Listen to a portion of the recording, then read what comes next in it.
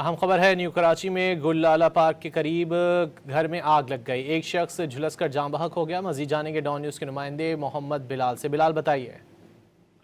جی بالکل، دیکھیے new Karachi sector 11 کے گل لالہ پارک کے قریب گھر میں آتے زدگی کا واقعہ پیش آیا، جس کے بعد فائر بریگیڈ حکام کو واقعی اطلاع دی گئی اور اس کے بعد فائر بریگیڈ KMC اور ریسکیو 1122 کی ٹیمیں جائے حادثہ پر پہنچ گئی ہیں۔ پہنچنے کے بعد تمام تر جو آگ بجھانے کا عمل ہے وہ شروع کیا گیا۔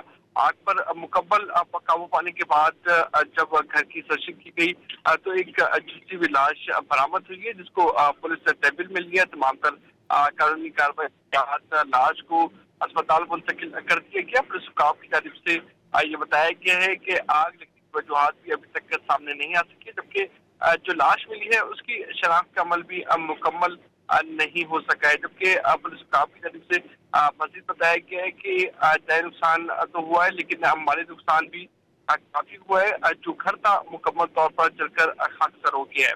جی بہت شکریہ محمد بلال ان تفصیلات کے لیے۔